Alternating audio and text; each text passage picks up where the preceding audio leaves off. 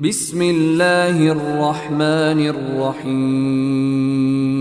يا أيها الناس اعبدوا ربكم الذي خلقكم والذين من قبلكم لعلكم تتقون. الذي جعل لكم الأرض فراشا والسماء بناء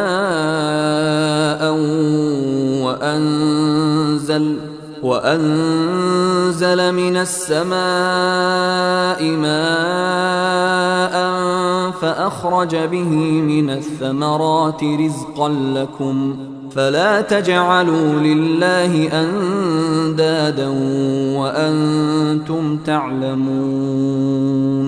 وإن كنتم في ريب مما نزلنا على عبدنا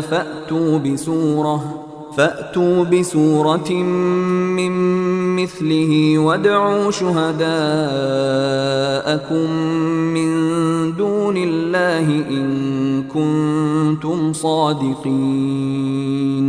فإن لم تفعلوا ولن تفعلوا فاتقوا النار التي وقودها الناس والحجارة أعدت للكافرين.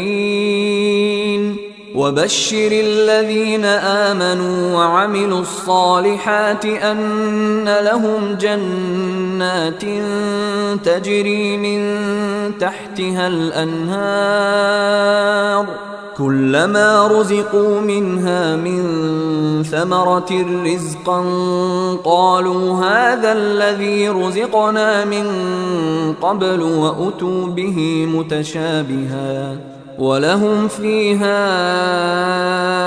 أزواج مطهرة وهم فيها خالدون. إن الله لا يستحيي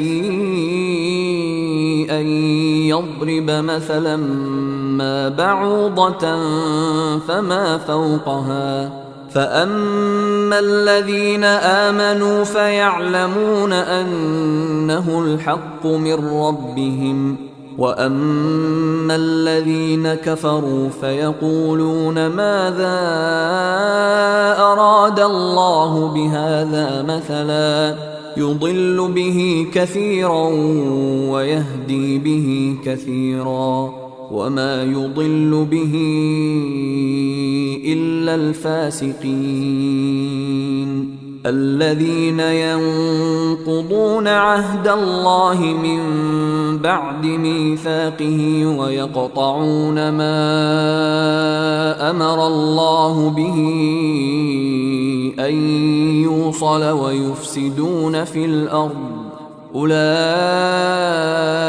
هم الخاسرون. كيف تكفرون بالله وكنتم أمواتا فأحياكم ثم يميتكم ثم يحييكم ثم إليه ترجعون. هو الذي خلق لكم ما في الأرض جميعا ثم استوى إلى السماء